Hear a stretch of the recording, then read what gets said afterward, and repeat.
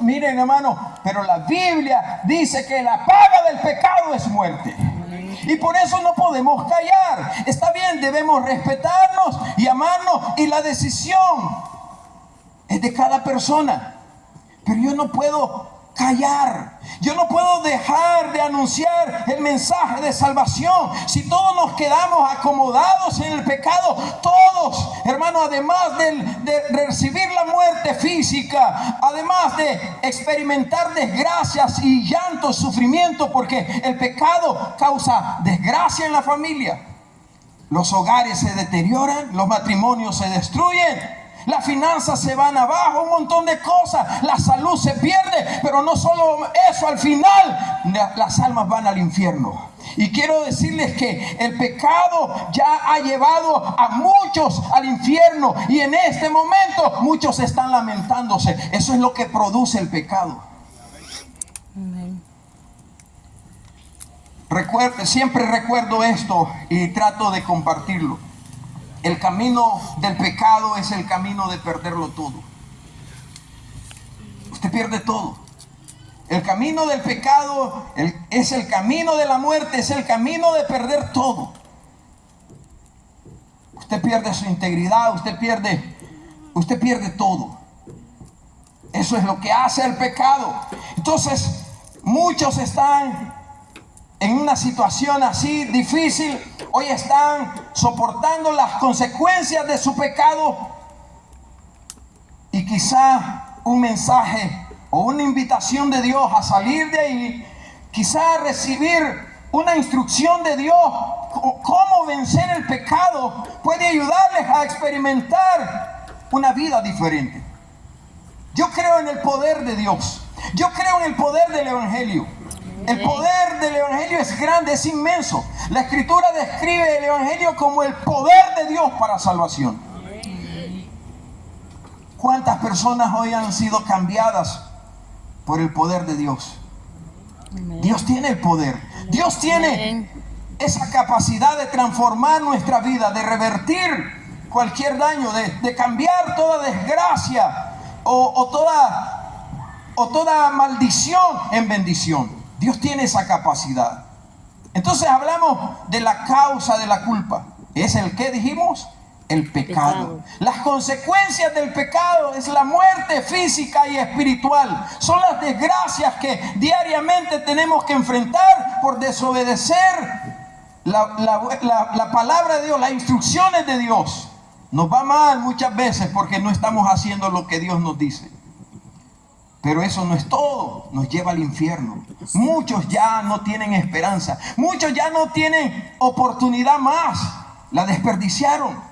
Pero aquel que escucha, aquel que oye, la Escritura dice que el que tiene oídos para oír, oiga lo que el Señor está diciendo. Amén. Este es un día de salvación. Este es un día de esperanza. Hoy estamos predicando a los que todavía pueden responder a la invitación de Dios. En tercer y último lugar, Cristo es la fuente de la gracia. Estamos hablando de la culpa, pero también tenemos que hablar del favor de Dios. Tenemos que hablar de la gracia de Dios, del don de Dios. No todo está perdido.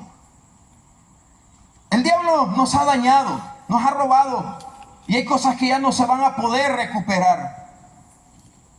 Pero todavía Dios tiene un propósito con la humanidad. Todavía Dios está haciendo algo por los perdidos. Dios todavía está haciendo algo por aquellos que creen no tener esperanza. Cristo trajo el camino de la salvación y la eterna comunión en la presencia de nuestro Dios. La Biblia dice que todos estábamos destituidos de la gloria del Señor. Todos estábamos destituidos de la gloria de Dios, que la paga del pecado es la muerte, pero que el regalo de Dios es vida eterna en Cristo Jesús, Señor nuestro. Entonces la gracia consiste en que sin nosotros merecer, sin nosotros tener un mérito, Jesucristo vino a este mundo a pagar nuestras culpas, a pagar nuestros pecados, muriendo en una cruz, derramando su sangre. En eso consiste la gracia de Dios, que nos dio a su Hijo Jesucristo, para que todo aquel que en Él cree no se pierda, mas tenga vida eterna. El que cree en el Hijo de Dios tiene vida y tiene vida en abundancia.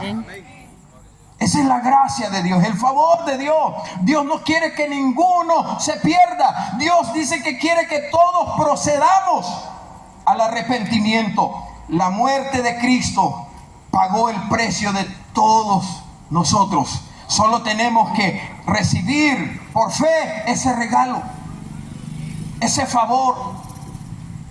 Para muchos es algo imposible ir al cielo. Por supuesto, nosotros no podríamos ir jamás. Por nuestras propias cuentas, por nuestros propios medios. El costo es muy grande, es muy alto. ¿Cuánto dinero necesitaría usted para decirle, Señor, véndeme un lugar, un pedacito de cielo, Señor? Con costo a veces podemos comprar, con jaranas y con cuantas cosas, un pedacito allá en los más remotos, y con la esperanza que un día se va a poblar por ahí, que se va a poner bonito. Y muchos hasta el día de hoy no lo han podido lograr.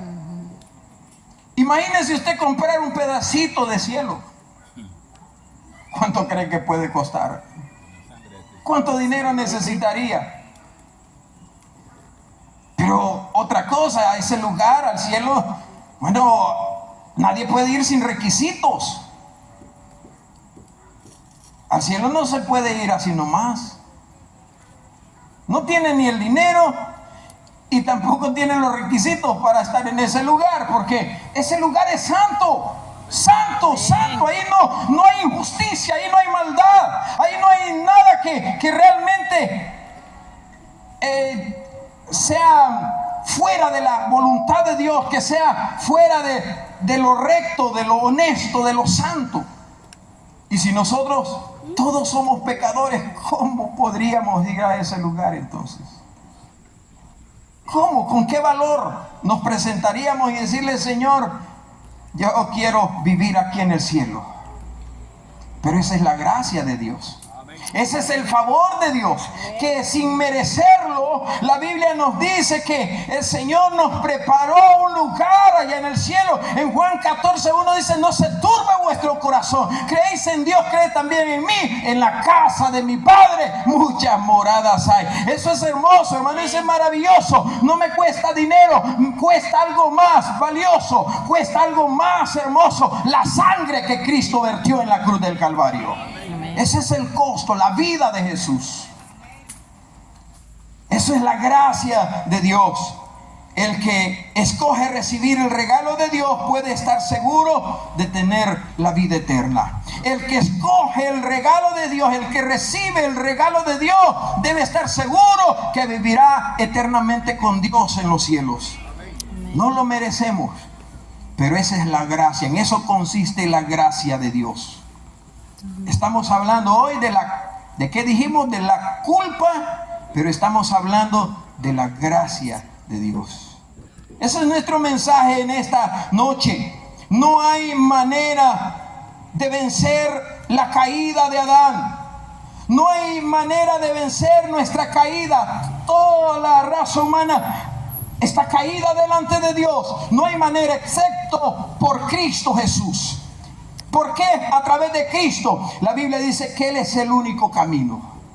La Biblia nos dice a nosotros, hermanos, que Él es el camino al cielo. Jesús lo dijo: yo soy el camino, yo soy la verdad, yo soy la vida, y nadie viene al Padre si no es por mí.